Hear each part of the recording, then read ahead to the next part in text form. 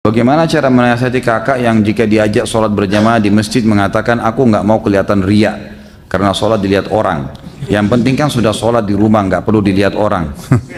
Inilah waswas syaitan. Harus dilawan. Gimana caranya? Perintah Allah dan Rasulnya begitu? Ini waswas syaitan ini, tidak boleh. Tapi jika kira ada tahlilan berjamaah, beliau datang dengan mengatakan kita ini hidup bermasyarakat, nggak bisa hidup sendiri. Kalau kita mati siapa yang mau ngubur kalau bukan tetangga gitu kan?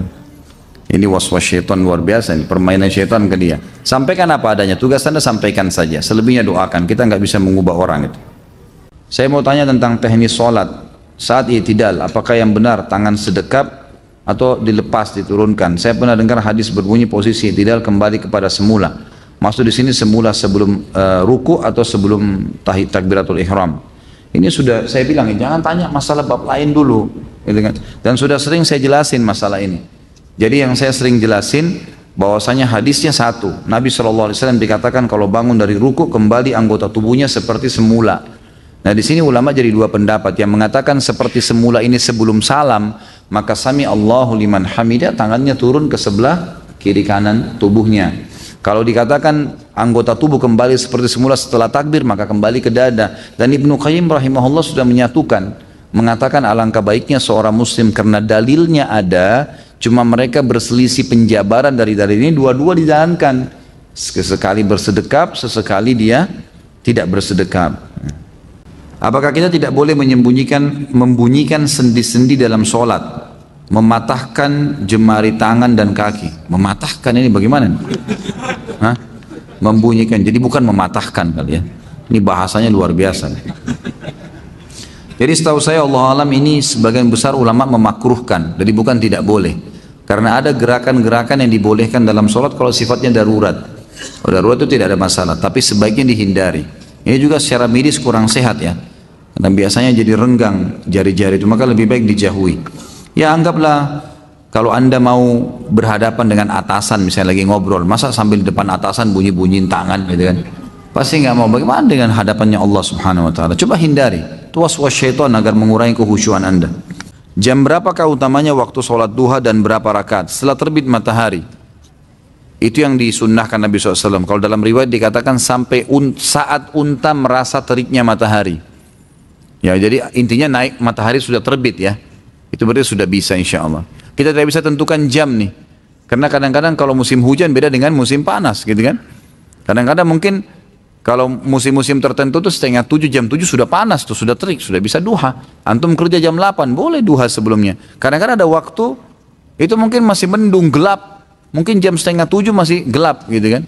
Ada kadang-kadang keadaan seperti yang dijadikan patokan adalah terbitnya matahari atau terangnya langit. Sampai beberapa saat sebelum menjelang duhur. Apakah boleh melakukan sholat tahajud ketika kita sudah melakukan sholat witir setelah isya? Saya pernah dengar sholat witir sebagai sholat penutup, tidak ada lagi sholat setelah sholat witir.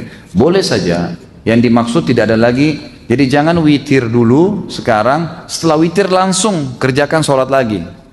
Tapi kalau ada jaraknya itu berbeda.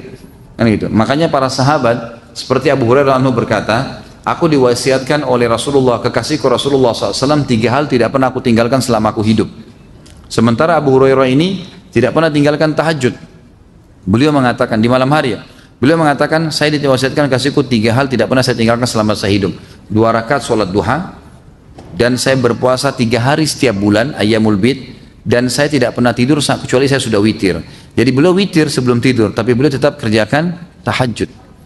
Pernah juga Nabi SAW dalam hadis Bukhari bertanya kepada Abu Bakar dan Umar, wahai Abu Bakar, kapan kamu witir? Sementara Abu Bakar ini tiap malam sholat tahajud. Kata Abu Bakar, selepas isya ya Rasulullah, sebelum tidur. Ditanya Umar, wahai Umar, kapan kau witir? Kata Umar, di akhir malam ya Rasulullah. Kata Nabi SAW ditunjuk Abu Bakar, orang ini mengambil agamanya dengan hati-hati. Orang ini ditunjuk Umar mengambil agamanya dengan ketegasan.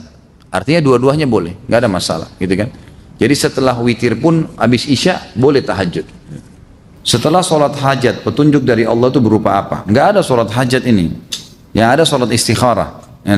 Sholat hajat setahu saya tidak ada hadisnya, lemah sekali, bahkan ada hadis yang palsu, gitu kan?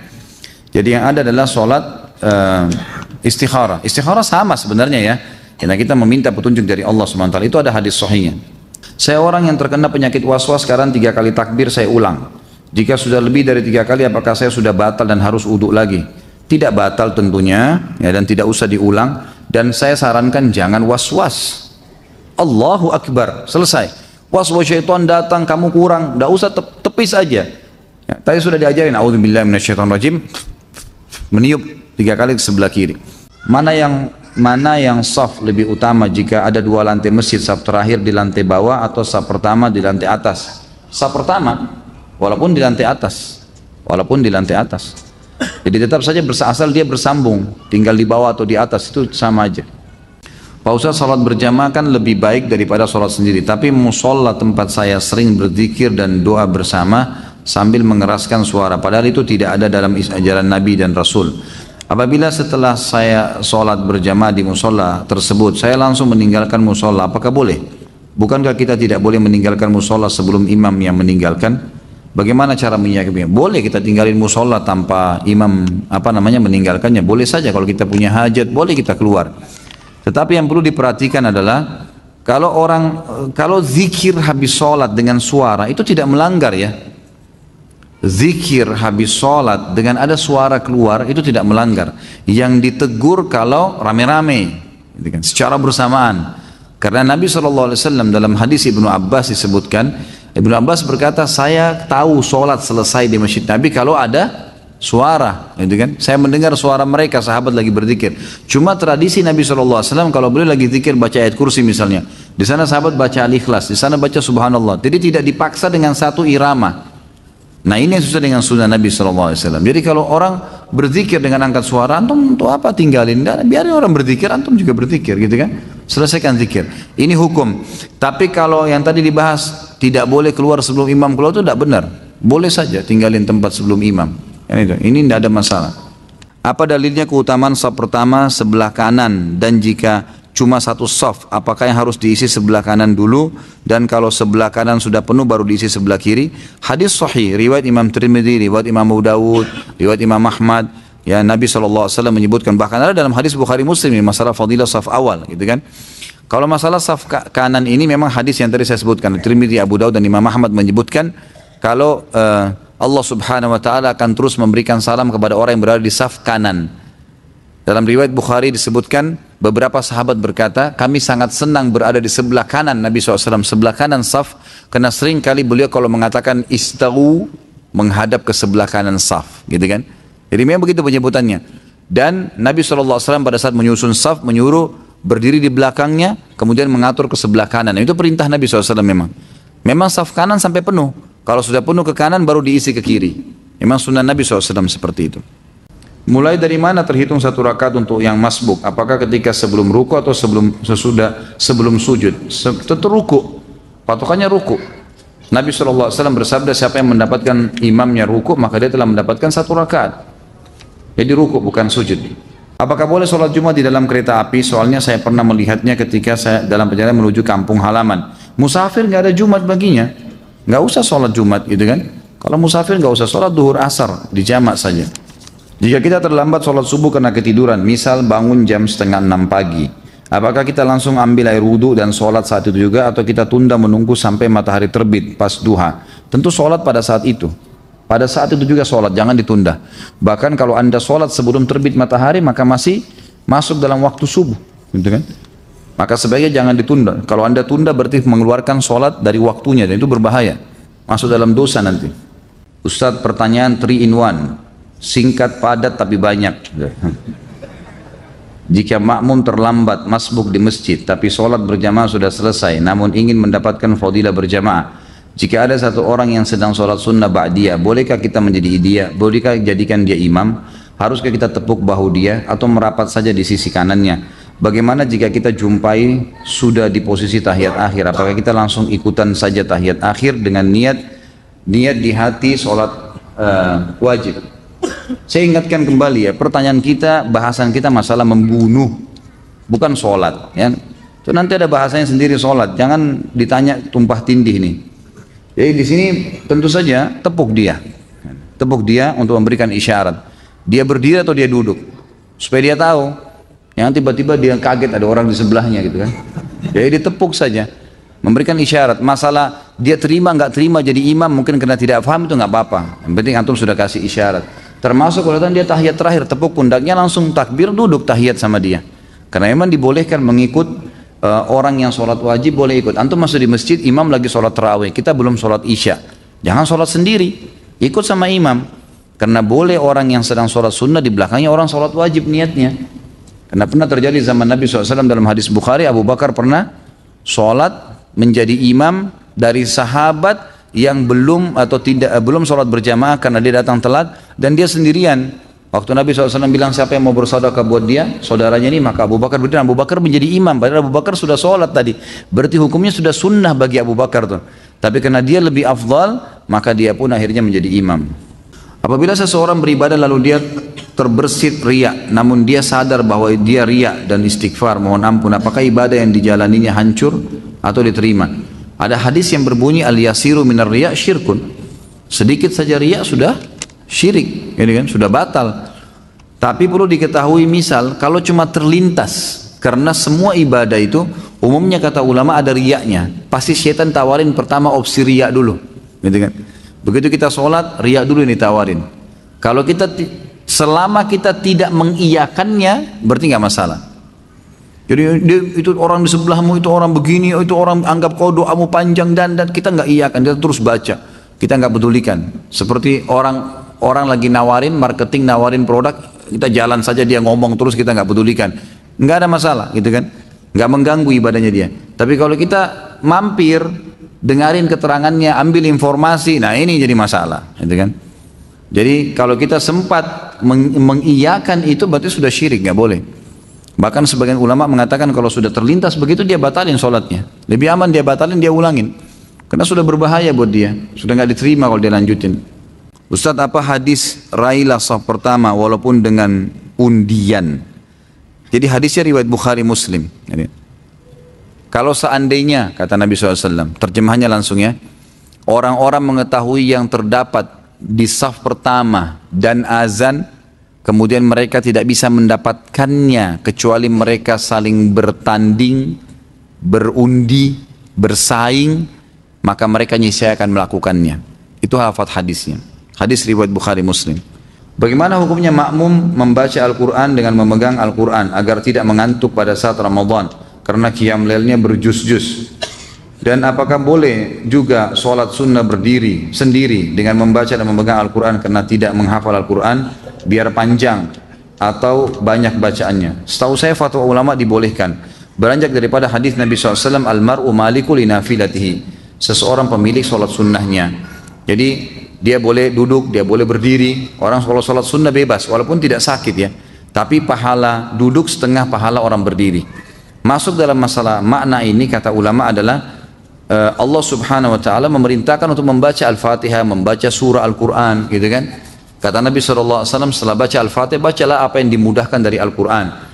Makna daripada hadis Nabi, bacalah yang termudahkan dari Al-Quran, kata ulama boleh memegang Al-Quran, tapi dianjurkan di sholat sunnah. Karena sholat sunnah memang pemiliknya dia. Jadi dia boleh batalin, orang lagi sholat sunnah, antum lagi sholat ba'diyah isya, terus tiba-tiba batalin tanpa udzur, udah deh nanti di rumah aja saya sholat, dia berhentiin, nggak dosa tuh. Tapi kalau wajib nggak boleh, harus diselesaikan sama dia, kecuali ada udzur syar'inya. Maka dia pemilik sholat sunnahnya. Bila imam salah dalam baca Al-Fatihah karena kan sholat tidak sah, apakah kita harus ulang di rumah atau bagaimana? Tentu saja tidak ya. Salahnya tergantung salahnya kenapa. Kalau emang salahnya fatal dan sudah diingatkan tidak mau, maka batal sholatnya. Bukan di rumah, diulangin di situ, gitu kan? Tapi kalau emang dia lupa, kemudian diingatkan, atau mungkin ada kesalahan tajwid yang diingatkan lalu dia tidak lakukan, maka tetap sah saja. Beranjak daripada hadis Nabi SAW yang sahih yang berbunyi, kalau kalian sholat dengan imam, kalau imam benar dia akan panen pahala kalian, dan kalian akan dapat pahala kalian masing-masing, dan kalau dia salah, dia akan berdosa dihukum sama Allah, dan sholat kalian benar. Sholat kalian benar. Bila kita memulai usaha warung makan malam hari, dan bertepatan dengan sholat maghrib dan isya, apakah kita boleh menjamak sholat tersebut? La ilaha illallah. Menjamak sholat gara-gara dagang tidak boleh. Nah, apakah ketika kita sholat kemudian terlintas di memori pikiran kita, misal kita habis nonton film Mahabharata dan film yang ada dewa-dewa, Athena dan lain-lain, kemudian pas sholat terlintas dewa-dewa dan gambaran di film, apakah itu termasuk syirik? Pertama, jangan nonton. Tadi saya bicara tuh jangan, saya bilang anak kecil aja tidak boleh nonton, apalagi orang sudah besar. Ngapain mau ditipu dengan cerita kosong? Itu bohong, dusta. Gitu. Dusta semua itu, jangan dinonton. Akhirnya kan lihat efeknya apa yang syaitan lakukan, dimunculkan dewa-dewa itu. Jadi nggak ingat Allah SWT. Itu bukan syirik, tapi dosa. Tak, kalau syirik, kalau anda bilang, oh ini Tuhan saya, pas muncul gambarnya dia, anda bilang ini Tuhan saya, nah itu baru syirik, itu nggak boleh. Gitu kan. Apakah sholatnya harus diulang? Padahal kita nggak ada niat untuk berpikir ke sana, namun pikiran akal kita menyimpan memori tersebut. Ya tentu saja tidak diulang, kecuali kalau memang kita sudah sampai hal-hal yang membatalkan sholat, seperti misal syirik itu ya, menganggapnya oh ini berarti ini Tuhan saya nih, kita iakan terbawa dalam pikiran, itu baru. Karena tidak boleh mengulangi sholat tanpa ada udzur syar'i. Udzur syar'i itu batal, wudhunya belum masuk waktu baru ketahuan, salah menghadap kiblat, nah itu mungkin. Bacaan dalam sholat Quran dan doa dalam kurung ya, apakah dibaca dalam hati sudah cukup pada saat sholat sendiri atau harus terdengar walaupun pelan? Saya sudah pernah jelaskan ini. Jadi hindari bacaan dalam hati, keluarkan dengan lisan kita walaupun cuma kita yang dengar, karena sholat cuma dibagi dua, jahar atau sir. Jahar itu ngerasin suara terdengar oleh orang-orang lain, dan sir itu mengecilin suara sebatas dia dengar sendiri, jadi bukan menghilangkan suara. Antum kalau hilangkan suara itu sudah hilang, itu mengkhayal nanti. Nggak ada suara sama sekali, itu akan mengkhayal. Tambah lagi tutup mata tidur. Gitu kan. Jadi jangan antum bilang oh kalau tutup mata lebih khusyuk, ini nggak benar. Karena Nabi SAW mengatakan Allah dan malaikatnya terus memberikan salam kepada orang yang berada di saf awal. Riwayatnya mengatakan yang matanya tetap tertuju ke tempat sujudnya, gitu kan. Jadi kita disuruh buka mata, disuruh kerasin suara sebatas kita yang dengar saja. Alhamdulillahirrabbilalamin arrahmanirrahim. Karena ucapan mulut yang bersuara ini memperdengarkan kuping, membuat dua anggota tubuh ini connect ya, sehingga lebih konsen, ya, lebih konsen. Ditambah mata yang terbuka melihat tempat sujud, itu akan membuat orang lebih khusyuk. Ini pendapat ulama. Pada saat makmum masbuk, makmum belum selesai membaca Al-Fatihah lalu imam ruku'. Apakah sah sholat makmum karena Al-Fatihah dibaca tidak selesai? Kalau dia sholatnya jahar, ngerasin suara, kan gitu. Seperti misalnya maghrib 2 rakaat pertama, isya 2 rakaat pertama, subuh kedua rakaatnya, maka tidak masalah dengan tidak baca Al-Fatihah. Itu pendapat jumhur ulama. Tapi kalau sholat sir harus dia baca Al-Fatihah, usahakan. Masalah dia tidak sempat baca sampai habis, maka ini ulama rincikan lagi. Kalau dia datang telat memang, dia Allahu Akbar, imamnya langsung ruku, ya sudah. Ya, dalam pendapat Imam Ahmad boleh, dia langsung ruku juga. Imam Syafi'i mengatakan tidak, tetap dia harus baca Al-Fatihah, walaupun dia ketinggalan tapi maksimal 3 gerakan imam. Misal ruku, itu 1, i'tidal 2, sujud pertama 3. Usahakan selesai Al-Fatihah sebelum imam duduk di antara 2 sujud. Itu pendapat Imam Syafi'i rahimahullah. Langsung dia ikut ruku, dia sami'allahu liman, dan dikejar imamnya. Maka itu pendapat, Allahu a'lam. Ya. Bolehkah berimam pada orang yang masbuk? Boleh, asal anda beda imam ya. Jadi misal gini, ada dua orang masuk masbuk nih. Orang lagi berjamaah, sama-sama masbuk 1 rakaat. Kita satu imam nih. Begitu salam imam kan masing-masing nambah rakaat yang masbuk ya, yang kehilangan 1 rakaat. Ini nggak boleh lagi jadi makmum satu sama yang lain. Karena ada orang begitu tuh, karena sudah satu imam. Yang boleh kalau beda imam. Misal kita berdiri, kita masuk 1 rakaat, ada orang yang telat masuk, maka dia tepuk pundak kita, itu boleh, nggak ada masalah. Tapi tidak boleh memiliki 2 imam dalam satu sholat. Apabila kita mempunyai warung makan di sekitar komplek perumahan, di dalamnya banyak perusahaan, mayoritas orang yang makan bertepatan waktu istirahat, waktu sholat duhur, apa yang harus kita lakukan kepada para pekerja dan konsumen yang makan? Apakah kita menunda terlebih dahulu waktu sholat sampai waktu istirahat selesai? Tentu tidak lah, gitu kan. Sholat aja, gitu kan, sholat. Kalau anda suami istri, anda boleh suruh istri nggak ada masalah, mereka boleh sholat di situ kan. Tapi kalau anda sendiri jangan tinggalkan masjid, jangan tinggalkan sholat. atau kalau perlu bagaimana caranya supaya bisa dihidangkan, atau ada pegawai yang memang pegawai itu mungkin ya, kalau memang banyak pegawai yang makan juga yang mampir itu adalah orang-orang perempuan misalnya, wanita, maka bisa pakai wanita. Kalau tidak, maka bertawakal kepada Allah SWT. Sholat dulu, habis itu layani mereka. Tidak usah khawatir dengan rezeki. Itu saran saya ya. Kalau Anda bisa bertanya pada ustadz lain, bisa disarankan misalnya nggak apa-apa tunda sholatnya, ya silakan saja. Kalau saya tidak sarankan itu. Apakah meminta doa atau didoakan ke ustadz atau kiai, kemudian kita diberi air putih atau serbuk kopi, kemudian disuruh untuk meminumnya, termasuk syirik? Sebenarnya tergantung ya, karena meniup sesuatu ke air untuk diminum itu, kalau fungsinya untuk ruqyah itu boleh. Tapi kalau umumnya doa, itu tidak pernah ada anjuran. Jadi doain apa saja terus ditiup air itu nggak pernah ada anjuran. Tapi kalau untuk meruqyah, memang untuk mengobati, ini memang pernah, gitu kan? Ada beberapa riwayat yang tersebutkan khusus untuk mengobati orang yang keracunan dan kena sihir atau kesurupan. Itu memang ada anjuran, difokuskan ke situ. Bagaimana cara membedakan bisikan yang datang dari syaitan atau kata hati kita sendiri? Kadang-kadang ketika sholat di dalam hati suka bicara sendiri. Bagaimana cara menyikapinya Ustaz? Sahkah sholatnya? Bagaimana hatinya bicara sendiri nih? Hah? Allah mengatakan alladzi yuwaswisu fi sudurin nas. Apa bahasanya setelahnya? Minal jinnati wan nas. Yang bisikin itu syaitan. Kalau dalam jiwa kita sendiri, gitu kan? Jinnati wan nas. Sebagian ulama tafsir mengatakan nas ini termasuk jiwa, memang jiwa dia sendiri. Dia kadang-kadang berbicara. Ya, masalah membedakan atau tidak membedakan itu umumnya ulama bilang, kalau bisikan-bisikan dalam hati cenderung kepada keburukan, misal malas beribadah, mau berbuat maksiat, cenderung pada keburukan, menunda-nunda ibadah, bisa dari syaitan, bisa dari jiwa dia yang ammaratun bisu. Karena jiwa manusia ada yang cenderung kepada keburukan, ada itu. Itu harus dilawan, ditepis.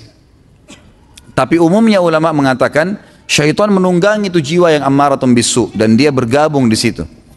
Qarin di sebelah kita, syaitan yang di sebelah kita itu selalu menunggangi sisi jiwa kita yang ada kecenderungan pada keburukan, gitu kan? Potensi itu ada. Makanya ditepis. Semua bisikan yang termotivasi untuk ibadah, kita lihat fakir miskin lewat, tiba-tiba dalam hati kita, bantu tuh kesian. Telepon tuh orang tua sudah lama ini tidak telepon ayah saya, mau silaturahim, mau bakti sama orang tua. Oh, mau bantu ada tetangga yang lagi sakit, atau ada orang yang lagi sakit mau dijenguk di rumah sakit, ada bisikan, itu berarti positif, diikutin. Itu juga dari malaikat atau dari jiwa dia yang memang cenderung dengan kebaikan. Seringnya seseorang itu mengasah jiwanya dalam kebaikan, akan membuat jiwanya lebih pekah, gitu kan, dalam kebaikan itu. Dan seringnya seseorang melatih dirinya, jiwanya dalam keburukan, akan membuat lebih pekah dalam keburukan itu. Bahkan kata ulama, bisa jiwa lebih hebat keburukannya daripada syaitan, dan bisa juga jiwa lebih hebat daripada bisikannya malaikat dalam kebaikan. Tergantung bagaimana dia membiasakan dirinya, gitu. Tapi umumnya syaitan menunggangi keburukan, kecenderungan burukan tersebut, dan malaikat juga menunggangi potensi baik dalam jiwa manusia. Bagaimana jika ingin sholat berjamaah tapi makmum atau imam tidak mau sejajar? Apa ini? Bagi jemaah perempuan, bagaimana seharusnya sholat sendiri-sendiri karena imam tidak mau sejajar? Ataukah jemaah meskipun jika imam atau makmum maunya imam lebih ke depan dibanding makmumnya, tetap sholat berjamaah, tidak ada masalah itu. Ya, tidak ada masalah. Apakah bergerak 3 kali dalam keadaan sholatnya batal, seperti garuk-garuk misalnya? Kalau Imam Syafi'i mengatakan batal kalau lebih dari 3 kali. Jadi tidak dibolehkan lebih dari 3 kali. Tapi jumhur ulama mengatakan tetap tidak batal kalau memang orang itu punya udzur, memang harus dia lakukan. Tapi kalau gerakan sia-sia membatalkan sholat nih. Ada orang sia-sia, memperbaiki kopiah atau apalah gitu kan. Nah ini keseringan dilakukan, makanya tidak boleh. Tapi kalau darurat memang harus menggaruk, memang gatal sekali, itu tidak ada masalah insya Allah. Ada seseorang yang mengatakan zikir kalau hanya di mulut tidak ada gunanya, termasuk bacaan Quran. Tapi yang afdal tengah malam. Saya nggak tahu apa maksudnya ini. Tentu kalau baca Al-Quran, zikir, berdoa adalah ibadah badan. Ibadah badan ya. Mesti memang diucapkan dengan lisan. Itu yang kita tahu. Nabi SAW diketahui oleh para sahabat kalau lagi berzikir dengan suara yang didengarkan oleh mereka, dengan komat kamitnya mulut Nabi SAW. Jadi memang seperti itu. Kalau ada orang yang mengatakan ini percuma, ini butuh dalil. Dari mana percuma? Memang begitu panduannya. Cuma memang ibadah badan harus diikuti dengan ibadah hati ya. Ibadah hati itu ikhlas, tawakal, roja, berharap, khauf, takut. Itu semua harus ada, gitu kan? Perasaan itu ibadah hati menguatkan ibadah badan. Yang gitu. Jadi ikhlas doa, zikir yang dibaca dengan mulut diikuti dengan keikhlasan dalam hati baru diterima.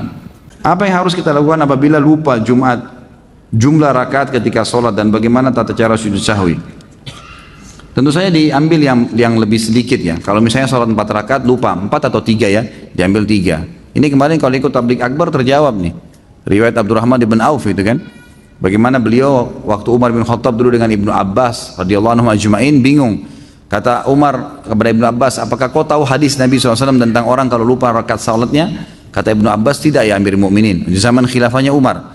Lalu kata Ibnu Abbas, apakah anda punya informasi? Kata Umar, tidak ada.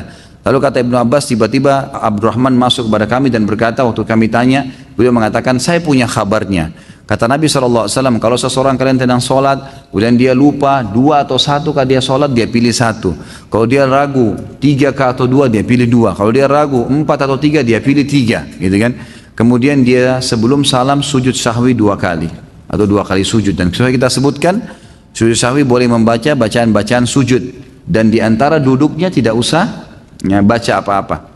Jadi begitu selesai tahiyat, sudah selesai sebelum salam sujud. Baca 2 sujud, kemudian duduk, nggak usah baca apa-apa, sujud, baca lagi bacaan sujud, kemudian duduk, lalu salam.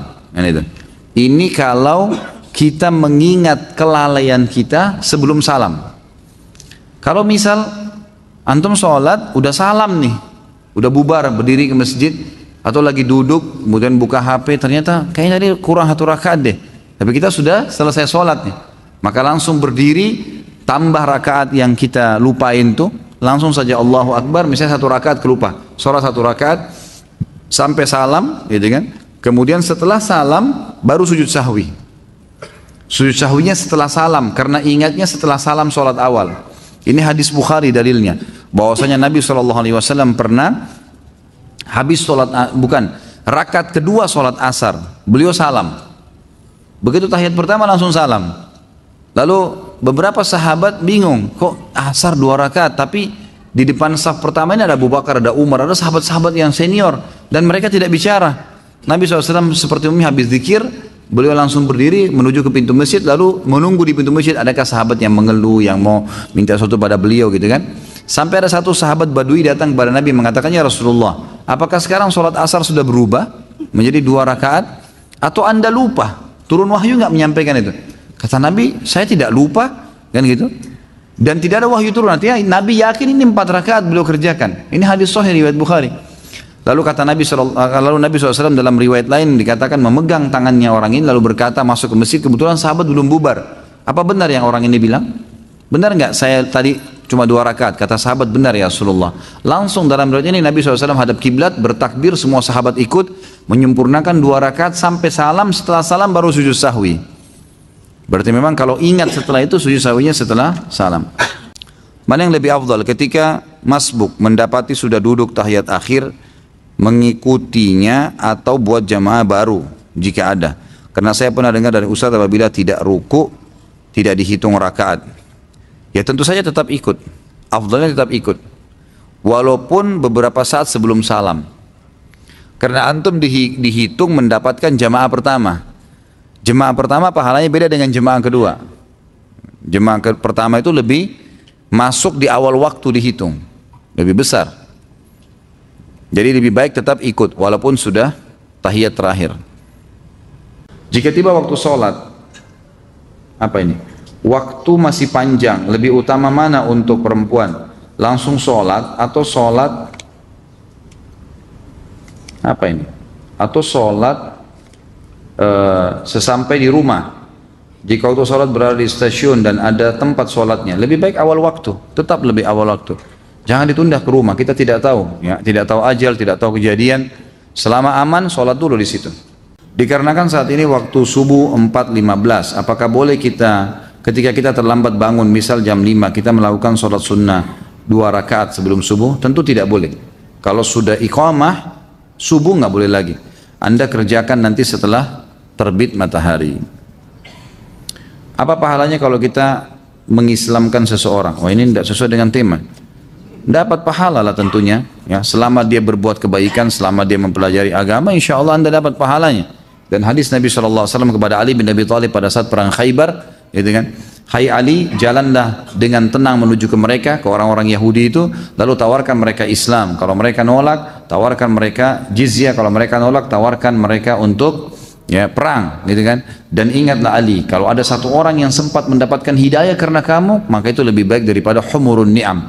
Humurun ni'am ini adalah bisa diterjemahkan dengan unta betina merah yang besar atau nikmat yang terbesar yang sedang dimiliki oleh seseorang. Bagaimana dengan bisikan syaitan yang datang saat sholat, namun isi bisikan tersebut adalah berupa solusi atau jalan keluar ya, kita ke depan. Jadi seperti sebuah solusi tautis yang datang ke kita, dan kadang itu benar dan jujur. Itulah permainan syaitan ke Anda, mengingatkan kunci, mengingatkan janji, mengingatkan benda yang lupa taruh di mana. Akhirnya nanti setiap kali ada benda hilang kita sholat, sholatnya kena benda hilang, mau tahu gitu kan. Itulah permainan syaitan. Jadi itu semua permainan syaitan tidak boleh dipercaya. Dia kalau masalah benar ya karena kebetulan memang saja dia ingatkan kita. Memori kita saja yang diputar sama dia sehingga kita bisa mengingatnya. Sebagaimana kita bisa dibuat mengkhayal, mengingat lawan jenis dalam sholat. Ada orang menghitung keuntungan transaksi. Ini semua permainan syaitan. Kata Nabi SAW kepada Uthman bin Abi Mad'un, sahabat Nabi radhiyallahu anhu, pada saat beliau berkata, ya Rasulullah, saya kalau sholat saya selalu merasa terganggu, lupa dengan pekerjaan, lupa dengan sholat saya, mengingat pekerjaan, mengingat keluarga, mengingat beragam macam hal. Kata Nabi SAW, itu syaitan yang bernama khinzib atau khanzab, yang bertengkar di sebelah kiri kuping musalli, kemudian mengingatkan kepada dia, ingatlah ini, ingatlah itu, sampai dia lupa berapa jumlah rakaat yang dia sholat. Jadi ini kata Nabi SAW, kalau datang kepadamu, bacalah isti'adzah, a'udzubillahi minasyaitonirrajim, dan menudahlah sebelah kiri 3 kali, ditiupkan. Ya, ditiup 3 kali seperti itu. Pada malam Jumat kita disunnahkan membaca surah Al-Kahfi, dan di tahiyat akhir kita disuruh selalu berdoa dijauhkan dari fitnah Dajjal. Apakah kita bisa terkena fitnah Dajjal? Bukankah Dajjal keluarnya nanti mendekati hari kiamat? Mohon penjelasannya. Pertama, tentu saja amal-amal yang kita baca, minta dijauhkan dari fitnah Dajjal, ini Dajjal ya, ada lebih jauh lagi. Sebelumnya ya, minta dijauhkan dari fitnah kubur, fitnah neraka jahanam. Pertanyaannya, apakah ya kita kalau baca minta dijauhkan neraka jahanam, berarti kita akan masuk neraka jahanam sekarang? Bukan itu kan? Jadi kita baca untuk kebutuhan kita nanti. Pertama, orang yang tidak dapat Dajjal, maka dia akan mendapatkan pahalanya. Tapi kalau orang yang, ini kan hukum syar'i ya, ini akan berlaku sampai Dajjal keluar nanti. Itu kan akan dibaca ini. Bahkan sebagian ulama mengatakan doa ini walaupun Dajjal sudah terbunuh nanti, dalam hadis Sahih Bukhari dikatakan Nabi Isa akan datang membunuh Dajjal, dan setelah itu menghancurkan salib, membunuh babi, kemudian tidak ada satu rumah pun di muka bumi kecuali semuanya masuk Islam, dan Isa akan berhukum dengan hukumku, Al-Quran. Maka Nabi Isa AS sholat seperti sholatnya muslimin, puasa seperti puasanya muslimin, haji seperti hajinya muslimin. Pada saat itu bacaan doa ini kata ulama masih dibaca. Padahal Dajjal sudah dibunuh. Kenapa dibaca? Karena perintah Allah. Bagi yang belum mendapatinya kayak kita sekarang, bagi yang dekat mendapatinya atau sementara Dajjal masih hidup, bagi yang sudah Dajjal mati pun ini perintah agama. Tetap dilakukan. Seperti itu memahaminya. Saya menonton kajian dosa besar 53 via YouTube.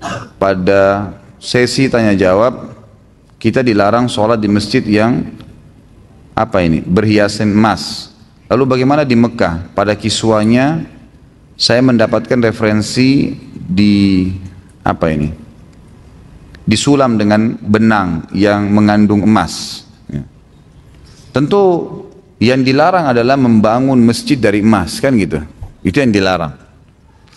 Sama halnya begini, lebih untuk jelasnya saya kasih contoh lain dulu. Laki-laki tidak boleh menggunakan baju dari sutra. Sudah pernah kita bahas tuh, salah satu dosa besar. Ulama membahas, ini kan kalau sutra semua. Bagaimana kalau ada baju batik, ada satu talinya benangnya sutra asli. Bolehkah dipakai? Sama hukum air. Air itu di dalam riwayat disebutkan apapun yang terjatuh di dalam air tersebut selama tidak mengubah rasa, bau, warna tetap suci. Kan itu. Berarti sesuatu yang sedikit itu tidak mempengaruhi sesuatu yang besar dalam beberapa hal yang berhubungan dengan agama kita ini. Kan gitu. Jadi kalau seandainya memang ada orang cat menggunakan campuran dengan emas di masjidnya, ini pendapat ulama mengatakan tidak masuk dalam umumnya larangan tadi, kecuali memang dia buat semuanya emas, itu lain. Yang saya tidak tahu ya, kalau antum memang sudah dapatkan referensi memang digunakan dengan sulam emas, itu saya nggak tahu. Tapi yang saya tahu selama ini memang digunakan istilah emas, gitu kan? Kincir airnya Ka'bah itu emas, pintunya itu emas, dan seterusnya. Tapi saya terus terang pribadi belum pernah mengetahui apa itu benar emas murni semua atau enggak, gitu kan? Saya tidak tahu. Dan yang saya tahu memang ada larangan yang menyebutkan tentang tidak bolehnya kalau semuanya emas, gitu kan? Dalam arti kata di sini berlebih-lebihan. Tanda-tanda hari kiamat adalah umat Islam ini banyak yang membangun masjidnya dengan berlebih-lebihan. Kan? Jika tiba waktu sholat, tempat wudhu tidak ada hijab, apakah perempuan boleh wudhu di kamar mandi tapi ada WC-nya atau tetap di luar? Sama saja, asal bukan di klosetnya. Saya sarankan kalau ibu-ibu atau akhwat kita lagi di mall, jangan duduk di tempat umum yang bisa terbuka jilbab, gitu kan? Masuk di kamar mandi, bicara sama bagian cleaning service-nya, pembersihnya, maaf saya mau wudhu di sini, nanti saya bersihin sebentar. Udah wudhu aja di situ. Usahakan tidak mengotori semuanya dengan cara mengusap, mengambil air, mengusap-ngusapnya, gitu kan? Mengusap, mengambil air, mengusap telapak tangan, mengusap wajah, ya semampunya. Jilbab juga mungkin bisa dibuka karena perempuan semuanya. Maka itu baik, gitu kan? Kalau darurat tidak ada juga sama sekali kamar mandi, walaupun pasti ada ya. Maka biasanya itu kelebihannya kalau akhwat yang pakai jilbab besar, dia bisa menarik jilbabnya ke depan sehingga tertutup bagian wajah, kemudian dia beruduk semampunya. Ya, kemudian dia pada saat mengusap wajah, mengusap siku semua tertutup dengan jilbab besarnya. Kemudian dia selesaikan itu, lalu kakinya dipakai kaos kaki yang diusap. Ya, Allahu a'lam, itu yang saya tahu. Karena ana ada udur di mana kalau jari kaki bersenggolan dengan benda-benda, dalam hal ini jari kaki saudara di sebelah, merasa risih sebab ana pernah ada riwayat operasi penyakit saraf tulang belakang sehingga jari-jari kaki menjadi sensitif. Dan apakah termasuk isbal jika ana menggunakan kaos kaki ketika sholat berjamaah? Karena dengan menggunakan kaos kaki ana merasa lebih nyaman dari gesekan karpet, dari bersentuhan dengan jari orang lain. Ana jadi khawatir terhadap ikhwan kita yang seolah-olah terus ingin mengejar jari kaki saya atau jari kaki saudara di sebelahnya, karena ditakutkan malah akan menjadikan sholatnya menjadi tidak khusyuk. Ya. Baik. Tentu saja kalau anda punya udzur syar'i, ya lakukan pakai kaos kaki, dan itu bukan isbal. Isbal itu adalah pakaian dari atas ke bawah, mengulurkan pakaian dari atas ke bawah. Kalau dari bawah ke atas enggak, kaos kaki maksudnya itu tidak. Tapi kalau kita memang dari atas kita pakai ya, atau kita pakai kemudian dia terulur seperti celana, baju, itu semua baru masuk. Hadis Nabi SAW yang berbunyi isbal itu di imamah, ya, di pakaian, ya, celana, itu masuk dalam isbal gitu. Adakah doa yang dapat ditujukan kepada seseorang untuk dia membayar hutangnya pada kita? Setahu saya tidak tahu ya, ada riwayat khusus masalah ini. Yang ada riwayat itu kalau kita terlilit utang, gitu kan? Karena Ibnu Abbas mengatakan kalau engkau membaca, dalam riwayat sahih, kalau engkau membaca Allahumma kfini bihalalika an haramik waqdin bi fadlika amman siwak. Allahumma kfini bihalalika an haramik, ya Allah cukupkanlah aku menikmati yang halalmu dan jauhkan aku dari yang haram. Waqdini bifadlika amman siwak, dan lepaskan saya dari ketergantungan kepada selainmu, maka akan dibayarkan utangmu oleh Allah walaupun memenuhi langit, kata Ibnu Abbas radhiyallahu anhu. Ini harus diamalkan, dan ingat kalau berdoa ikutkan dengan hadis Nabi yang lain riwayat Bukhari, ud'ullaha mukinuna bil ijabah. Berdoa sama Allah diikuti dengan keyakinan penuh Allah akan ijabah. Fa inna Allah la yakbalu ad-du'a min qalbil ghafil. Allah tidak akan pernah terima doa dari hati yang lalai. Doa ya Allah diterima enggak ya? Ragu. Atau sambil berdoa sambil ingat makanan, ingat pasangan, ingat ini, enggak bisa. Harus dengan yakin, gitu kan? Jadi kalau doa untuk buat orang lain bayar, Allah alam, yang saya tahu berdoa kepada Allah bisa, itu bukan mustahil. Pernah terjadi dalam sebuah riwayat yang sahih, Umar bin Khattab pada saat mengirim pasukan di perang Qadisiyah, menembus ya benteng-benteng Persia. Nah, pada saat itu pasukan muslimin yang masuk dari 12.000 orang pasukan ini, itu kan kalau pasukan jihad masuk dan menang, berarti lokasi yang ditembus itu menjadi harta rampasan perang. Jadi miliknya mereka, miliknya mujahid. Jumlah mereka kecil, wilayah Persia besar, gitu kan. Ini kalau dibagi ini luar biasa gitu. Maka waktu itu mereka sudah mau bagi. Tapi sebelumnya minta saran Umar bin Khattab. Umar berpikir, untuk apa mujahid ini nggak butuh sebanyak ini. Maka Umar bin Khattab juga berpikir mereka mu'allaf, baru masuk Islam, baru mengenal Islam, lebih baik ganima ini harta rampasan perang dibagi aja, tetap pemiliknya tapi dikasih setengah kepada para mujahid. Waktu itu Bilal radhiyallahu anhu, sahabat Nabi yang lain menolak. Waktu Umar bin Khattab kasih keputusan, kata Bilal, ya Amir Mu'minin, jelas hukum agama kita, gitu kan? Ini dibagi untuk mujahidin. Maka Umar bin Khattab mengatakan, wahai Bilal, pikirkanlah, kalau kau mendapatkan sekian bagian dari Persia, kau mau apain tuh harta? Banyak sekali, gitu kan? Dan mereka itu orang-orang yang baru masuk Islam. Lebih baik kamu berbagi dengan dia sambil kamu ajarkan Islam. Ini pendapat Umar. Tapi Bilal tetap ngotot, nggak mau. Kata Umar, saya pun meminta tolong kepada Allah agar melunakkan hati Bilal melalui doa malam saya. Maka Umar bin Khattab sujud berdoa kepada Allah di salat malam. Ya Allah, lunakkanlah hati Bilal. Ya Allah, lunakkan, terus begitu. Kata Umar radhiyallahu anhu, pas tiba habis sholat subuh, Bilal datang kepada saya mengatakan, saya ridho kepada hukummu hai Amir Mu'minin, gitu kan? Jadi bukan mustahil berdoa, doakan. Ya Allah, lunakkan hatinya supaya dia bisa membayar utangnya, gitu kan? Sambil tentu kita muhasabah teman-teman sekalian.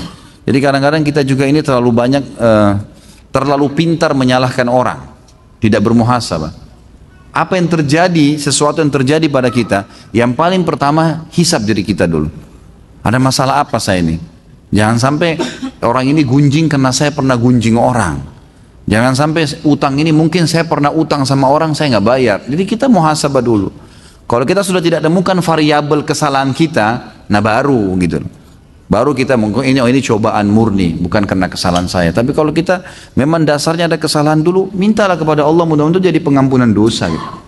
Pak Ustadz, bagaimana hukumnya berwudu di kamar mandi yang ada WC-nya? Saya sudah beritahu keluarga saya jika berwudu jangan di kamar mandi, tapi tetap saja berwudu di kamar mandi karena dekat dan malas karena agak jauh sedikit jika tidak di kamar mandi. Tidak ada masalah, saya sudah pernah jelaskan. Yang tidak boleh zikrullah di atas klosetnya, ya.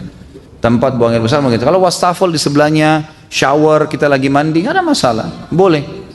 Dan saya sudah pernah jelaskan kan, sampai ulama fikih membahas sahkah sholat orang sholat di kamar mandi.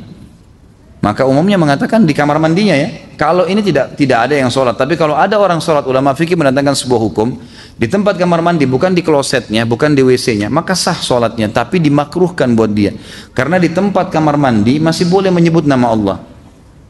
Kalau di WC yang tidak boleh, gitu kan? Kalau digabung pun berarti klosetnya yang tidak boleh. Saya pernah kebetulan kedatangan Syekh dari Madinah, beliau salah satu pengajar di Masjid Nabawi, guru saya Dr. Saleh Suhaimi, semoga Allah menjaga beliau. Beliau matanya buta, gitu kan? Dan menikah dengan orang Indonesia kebetulan. Waktu dia baru nikah dengan istrinya beberapa, mungkin cerita mungkin sekitar di atas 10 tahun yang lalu ya. Karena dia menikah dengan salah satu murid pengajian saya di Makassar waktu itu. Maka baru menikah, istrinya datang dari Makassar ke Jakarta, kemudian beliau jemput, ingin berangkat ke Saudi sama-sama, dan sekarang Masya Allah tinggal di Saudi. Maka pada saat itu, awal mereka ketemu, setelah akad nikah dan kumpul, lalu saya temanin di hotel di Jakarta, lalu saya begitu ketuk pintunya, syekhnya sempat manggil, Khalid ada butuh sesuatu, saya datang, istrinya dari belakang tembok menanyakan, Ustaz tolong tanyakan kepada syekh, waktu itu beliau belum bisa bahasa Arab gitu kan, coba tanyakan ke syekh, saya dengar syekh ini setiap kali masuk kamar mandi, di wastafel, dia kalau mau wudhu baca bismillah, apa boleh baca nama Allah di kamar mandi gitu kan, pertanyaan seperti ini, maka saya tanyakan kepada syekh dalam bahasa Arab, dan beliau mengatakan, fatwa ulama umumnya boleh, selama bukan di klosetnya, gitu kan. Bahkan sementara orang lagi mandi shower boleh menjawab salam, gitu kan. Karena kamar mandi tidak ada larangan, tapi WC yang ada larangan. Allahu alam. Apakah tidak merapatkan kaki ketika sholat berjamaah dapat menggugurkan pahala sholat berjamaah walaupun jarak antara pundak sudah rapat? Tentu tidak, tapi membuat syaitan masuk dan membuat tidak khusyuk. Itu, jadi tidak menggugurkan sholat. Baik, pertanyaan pertama, Allahumma inni as'aluka jannata wa ma qarraba ilaiha min qaulin wa amal wa a'udzubika minan nar wa ma qarraba ilaiha min qaulin wa amal. Saya selalu berdoa ini. Bagaimana menurut Ustaz? Terus terima kasih. Insyaallah Ustaz sehat selalu dan dilindungi Allah. Jazakallah khair. Amin. Tentu ini doa yang positif ya. Dan ini memang ada hadis Nabi SAW secara global dalam riwayat Bukhari yang berbunyi, siapa yang meminta surga 3 kali di pagi hari, ada riwayat lain menambahkan dan di sore hari, serta meminta dijauhkan dari neraka 3 kali juga di pagi dan sore hari, maka surga akan berkata, ya Allah masukkan dia ke dalam saya, dan neraka akan berkata, jauhkanlah dia dari saya. Jadi surga berdoa agar kita masuk ke dalamnya, neraka minta kepada Allah agar tidak dimasukkan ke dalamnya. Maka dari hadis ini banyak ulama yang menulis doa-doa, diantaranya doa seperti ini. Ya Allah, yang artinya kurang lebih saya meminta surgamu dan apapun yang membawa saya untuk bisa masuk ke sana, yang mendekatkan saya pada surga itu baik dari perkataan ataupun perbuatan, dan saya menjauhkan diri dari neraka dan apapun yang membuat saya dekat atau bahkan masuk ke neraka dari perbuatan, dari perkataan dan perbuatan. Kalau ini Allah alam yang saya tahu positif saja, karena ada hadis yang menyebutkan masalah itu. Apakah makmum baca surah pendek jika berjamaah sholat duhur? Kalau masih ada waktu baca, tapi yang harus dibaca adalah Al-Fatihah. Di kantor Anas selesai sholat duhur ada ustadz yang tidak zikir, tapi langsung berdiri kultum, isinya mengajak jamaah zikir-zikir bid'ah. Apa ini? Dikit-dikit bid'ah, jangan dengerin, jalanin saja selama ini menurut anda baik, memangnya yang menentukan amalan diterima itu kalian. Kalau dikit-dikit bid'ah kita beribadah semakin terkekang. Bagaimana menyikapi ustadz yang seperti ini? Sementara saya mau tegur, cuma ilmu saya masih dangkal dan malas berdebat. Bagaimana membedakan ustadz yang syar'i? Ya tentu saja, ini tidak ada istilah ustadz syar'i ya. Ini istilah baru. Baik, kalau anda tidak punya ilmu jangan didebatin, tetap aja berzikir, gitu kan? Tetap berzikir, tetap anda jalankan sunnah Nabi SAW, sudah cukup insya Allah. Kalau tadi ditanya bagaimana membedakan ustadz, sebenarnya ustadz itu, kalau yang ustadz mengikuti sunnah Nabi tentu selalu punya dalil ya. Ini perkataan ini, firman Allah dalam surah ini kata Nabi SAW, jadi tidak pernah dari dia. Tidak ada pendapat pribadi. Umumnya maaf, saya bukan mengatakan pengajian kita ini secara khusus, tapi di sini juga tadi anda dengar setiap kali sampaikan sesuatu bisa kita sampaikan ada dalilnya. Ini loh hadisnya, ini loh ayatnya, gitu kan? Jadi punya panduan, jadi bukan karangan-karangan dari kita sendiri. Jika dalam sholat duhur bacaannya sir, lalu makmum lupa baca Al-Fatihah, apakah sah sholat makmum? Yang lebih kuat pendapat tidak sah. Ya, kalau dia sengaja ya. Tapi kalau dia lalai, dia lupa, masih ada yang mengatakan mungkin ya, kalau dia lupa masih dibolehkan karena dianggap dia lalai. Tapi pendapat yang kuat itu tidak sah, nggak boleh dia tidak baca Al-Fatihah. Karena kata Nabi SAW, tidak ada sholat yang tidak membaca Al-Fatihah. Kata ulama ini masuk di sholat sir, ya, 4 rakaat duhur, 4 rakaat asar, 2 rakaat pertama, 2 rakaat kedua isya, dan 1 rakaat terakhir maghrib. Ini semua harus baca Al-Fatihah ini. Nggak boleh lalai, harus bisa membacanya, gitu kan. Saya sering melihat orang bergeser dari tempat awal melaksanakan sholat fardu pada saat akan melakukan sholat sunnah ba'diyah. Apakah ini merupakan adab sholat sunnah ba'diyah? Bukan, tetapi ada hadis yang berbunyi semua tempat yang dipakai sholat akan menjadi saksi pada hari kiamat. Maka dianjurkan seseorang untuk pindah tempat ya. Jika makmum masbuk, saat imam tahiyat akhir dalam sholat maghrib, makmum duduk iftirash atau tawarruk? Saya sudah pernah jelaskan ini. Jadi iftirash, kalau dia rakaatnya 1 atau 2, sholatnya iftirash saja, duduknya iftirash. Kalau dia rakaat 1 atau rakaat 2, walaupun imam sudah rakaat terakhir, ya, dia ikut duduk tahiyat, tapi duduk rakaat dia. Jadi dia baru 1 rakaat, atau mungkin dia belum dapat rakaat, atau dia baru 2 rakaat. Selama di bawah 2 rakaat duduknya iftirash. Walaupun imamnya rakaat terakhir, gitu kan? Imam duduknya tawarruk di maghrib rakaat ketiga, tapi makmumnya yang masbuk duduknya iftirash.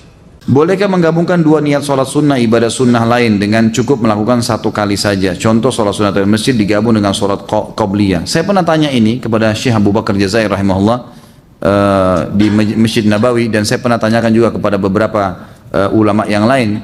Maka jawabannya dibolehkan kalau sunnah sama sunnah. Kalau wajib sama sunnah nggak boleh, gitu kan? Artinya orang masuk dalam masjid, dia sholat tahiyat masjid dan juga dia bisa niatkan untuk qobliyahnya, sama dengan orang sholat, sama dengan orang puasa Syawal 6 hari dengan puasa Senin Kamis yang bertepatan dengan Senin Kamisnya. Maka selama sunnah sama sunnah dibolehkan, tapi tidak boleh sunnah sama wajib. Nggak boleh misalnya bayar utang Ramadan digabung dengan puasa Senin, gitu kan? Maka itu tidak dilakukan, itu tidak boleh digabung. Sebagaimana tidak boleh gabung antara qobliyah duhur dengan duhurnya.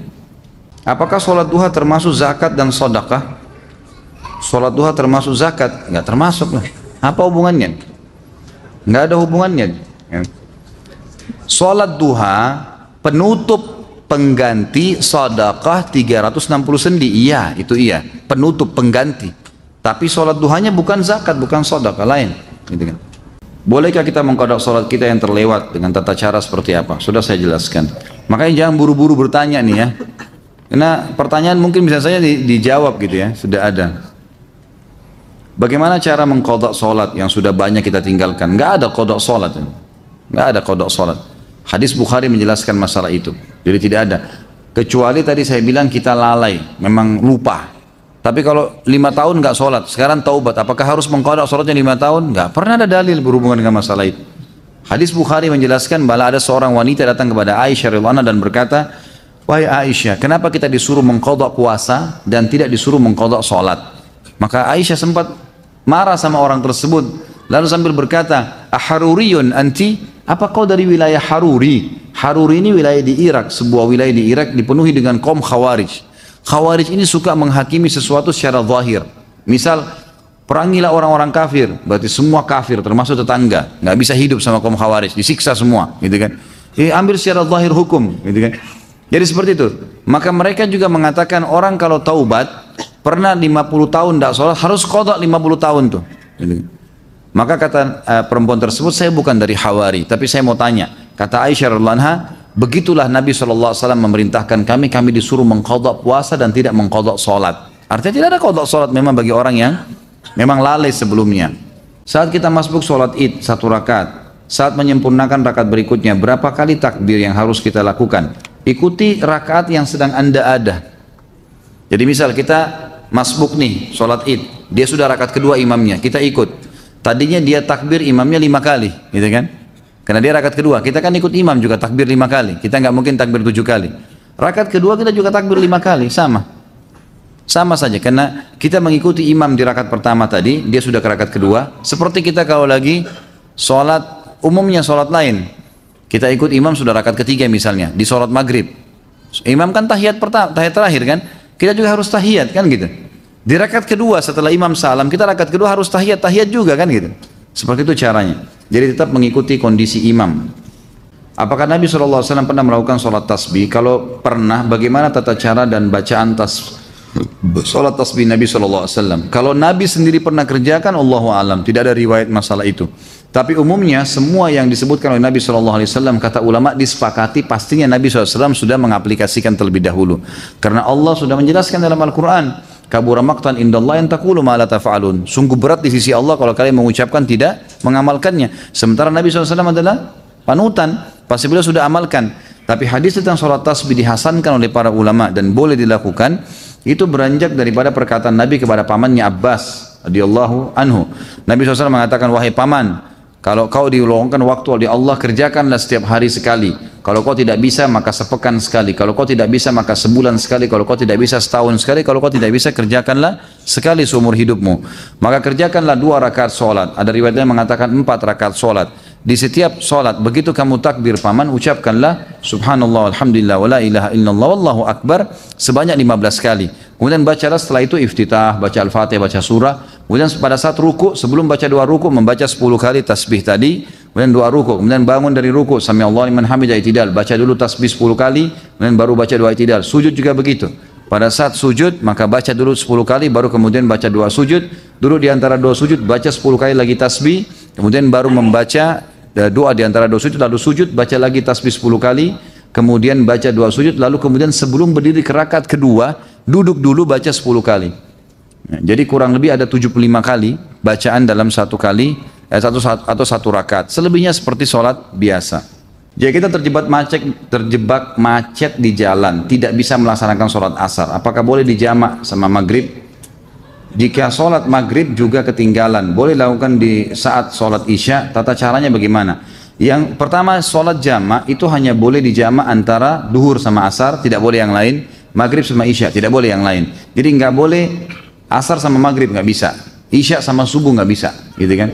Subuh sama duhur nggak bisa. Memang duhur sama asar saja, maghrib sama isya saja. Itu kalaupun dijamak, gitu kan? Masalah kasus orang kena macet, maka hukumnya khilaf di antara ulama, apa yang harus dia lakukan? Yang terbaik adalah dia berhenti. Berhenti dia sholat di dekat situ, dimanapun. Gitu kan, di jalan. Kayak kalau di jalan tol ada jalan alternatif di samping, dia bisa mampir di situ. Dia sholat, atau saya pernah lakukan, saya pernah mampir sholat di tempatnya teman-teman yang terima bayaran tol itu. Gitu kan. Saya tanya dia, ternyata mereka sholatnya itu ada ruangan di situ. Kadang-kadang malah ada tangga ke bawah gitu kan. Ada musola di bawah itu. Maka bisa kita mampir sholat. Jadi kita bisa mampirkan mobil lalu sholat di situ. Itu yang paling baik. Atau bawa sejadah di mobil disiapin gitu kan. Itu boleh. Ada sebagian ulama yang menarik bolehnya sholat di mobil kalau dalam keadaan darurat sekali. Sama hukumnya dengan orang sholat di pesawat, di kereta api. Kalau emang kita terjebak di satu tempat, lagi ada peperangan, lagi ada macet total, emang nggak bisa ditinggalin mobil, orang jalan-jalan sedikit-sedikit, ini nggak bisa. Maka daripada kehilangan waktu, lebih baik dia sholat sambil duduk. Tapi ini tidak diprioritaskan. Prioritaskan adalah mampir. Ya, itu. Setelah berhubungan suami istri, apakah boleh sholat wajib hanya dengan wudhu tanpa junub, tanpa mandi? Nggak boleh lah. Ini iseng aja bertanya. Wajib mandi junub ya akhi. Atau mungkin yang nanya masih bujang kali ini. Belum punya pengalaman ya. Belajar dari Pak Yoyo ya.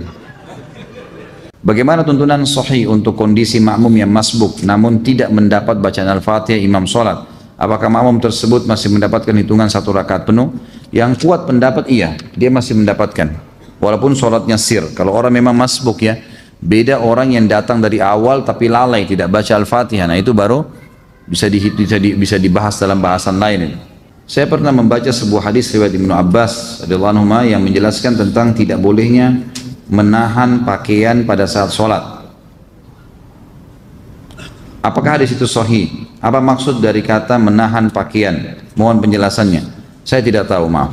Saya belum tahu sampai ke situ tentang masalah hadis menahan pakaian. Yang saya temukan malah hadis Abu Bakar radhiyallahu anhu yang sahih, di mana Abu Bakar berkata, ya Rasulullah, saya orang yang tidak bisa sholat kecuali saya menahan pakaian saya. Karena kalau tidak dia melorot, gitu kan? Apakah itu membatalkan sholat saya? Apakah itu termasuk sombong? Kata Nabi SAW, itu tidak termasuk. Berarti di sini kan ada masalah kasus menahan, tapi saya tidak tahu kalau yang riwayat Ibnu Abbas ini. Ustaz, mohon penjelasan dan tuntunan sesuai sunnah. Apabila ada sholat wajib terlewatkan karena kelalaian, apakah seseorang yang meninggalkan sholat pada waktu yang ditentukan masih dapat mengerjakan sholat yang tertinggal itu di waktu sholat yang selanjutnya? Kalau dia lalai di sini dalam arti kata lupa, itu boleh dikerjain. Misal pas kita lagi sibuk, tersibukkan, semoga saja tidak terjadi ya. Ada orang tersibukkan dengan urusan dunianya, kemudian azan asar baru dia sadar, oh ternyata saya belum sholat duhur nih, gitu kan. Maka apa yang harus dia lakukan? Bolehkah dia sholat duhur? Boleh, nggak ada masalah. Tapi kalau dasarnya dia tahu nih duhur sudah masuk, dia nggak mau sholat, memang nggak mau dah, memang sudah nggak sholat.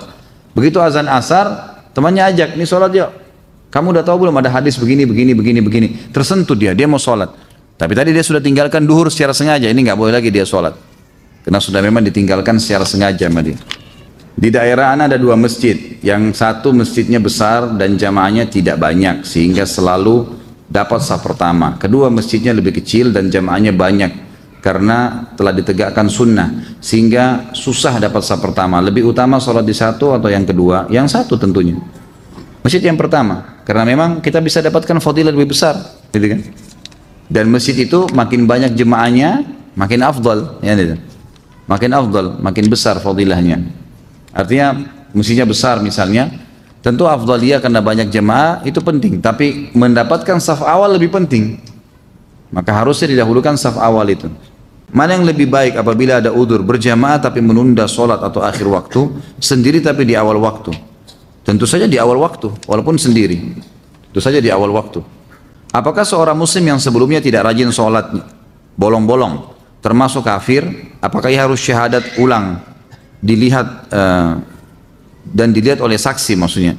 Enggak tentu. Kalau dia jahdan ya, kalau dia bangkang, nggak ada sholat, nggak ada hukum sholat itu. Saya nggak mau yakin. Maka itu baru kufur, dia syahadat. Tapi kalau dia cuma malas-malas, nggak perlu. Taubat kepada Allah sudah. Sekarang tinggal sholat. Di perusahaan saya sistem untuk sholat bergantian, sistem untuk sholat bergantian. Tapi niat saya ingin sholat berjamaah tepat waktu. Apakah saya berdosa karena tidak sholat tepat waktu? Tidak dikatakan berdosa sebenarnya, karena masih ada pendapat ulama yang seperti Imam Syafi'i mengatakan sunnah muakkadah. Saya tidak bisa mengatakan berdosa gitu kan, tapi dia kehilangan fadilah yang sangat banyak. Jadi kalau bilang pun, misal pun kita bisa mengambil awal waktu lebih baik. Kita pamit sama teman-teman misalnya kita dahulu gitu kan. Dan itu sholat juga tidak akan mengambil waktu lama. Saya juga sarankan begini, perlu difahamin ya. Terikat dengan jam kerja kantor, ya, itu wajib hukumnya karena antum mengikuti syarat. Kata Nabi SAW, al-mu'minuna ala syurutihim, al-mu'minuna ala syurutihim. Orang mukmin harus patuh dengan syarat yang disepakati. Misal, waktu istirahat jam 12 sampai jam 1. Azan setengah 1, gitu kan. Antum mulai masuk masjid sholat. Ternyata harus kembali sebelum jam 1, misal 5 menit sebelum jam 1 ada absen lagi, misal contoh. Antum baru selesai sholat wajib, belum sempat sholat ba'diyah duhur, itu sudah jam 1 kurang 5 menit. Kalau sholat terlambat nih, balik kerja, maka jangan sholat sunnah ba'diyah. Karena mentaati peraturan wajib. Sementara sholat sunnah itu sunnah, gitu kan. Kecuali kita sudah balik ke kantor, ada waktu lowong, kita bisa buka sejadah dekat meja kerja kita, lalu sholat itu nggak ada masalah. Jadi harus pertemukan masalah itu ya. Jadi lakukan yang wajib saja. Pernah ada teman-teman yang di luar negeri bertanya kepada saya, Ustadz, saya kerja di luar negeri dan di luar negeri ini orang-orang non-muslim, saya nggak bisa sholat, gitu kan. Dan seringkali meeting di waktu-waktu pas lagi sholat, gitu kan. Apa yang saya harus lakukan?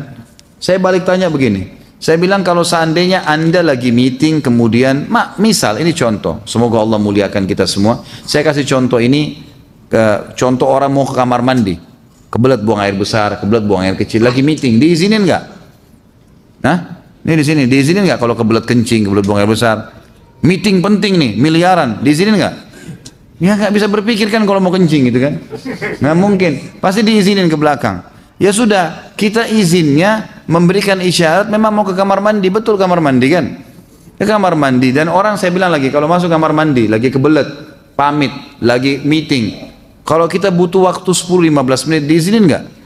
Nggak mungkin kan tengah-tengah digedor-gedor, ayo cepat gitu kan, nggak mungkin. Orang lagi buang air besar gimana, dia harus selesaikan hajat, kalau enggak sakit perut, maka berarti bisa dipakai itu untuk sholat tuh.